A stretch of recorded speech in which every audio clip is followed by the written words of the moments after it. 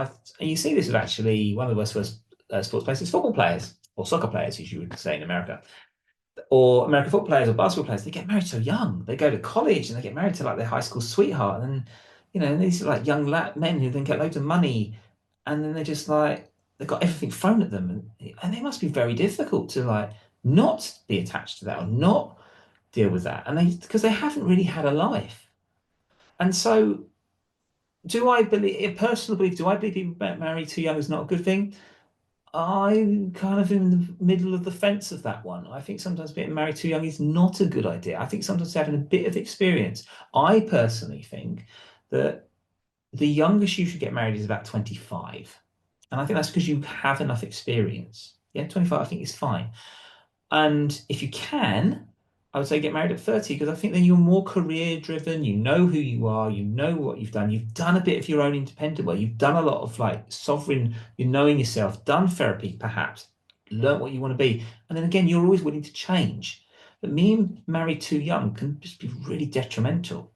So again, that would be therapy with that. Find out why someone got married too young. What was the pressures of that? Why did they feel they had to get married young? And for the wrong reasons, well, that's about both coming in and finding out why did they get married in the first place. Was it a shotgun marriage, or was it this, or they want to keep someone in the country, a visa, and then the person got the visa, and then they just started to, drift apart. Again, always about the intention of why someone wants to do something. And that again is communication. Again, the communication, then the trust issues, and then the financial disagreements all work within that. And the last one about divorce is lack of commitment or effort to repair the relationship. And this, I think, is probably the biggest one why it leads to divorce. If they're coming to me as a therapist and only one of them is more engaged than the other, that's already a red flag to me as a therapist because I'm thinking, wow, I'm going to work with these people, but one is dragging their feet.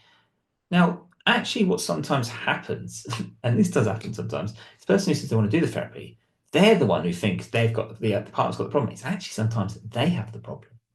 And they've created issues and they want to repair the relationship. And then when it comes got to face the conflict of what the problems are, they struggle with it.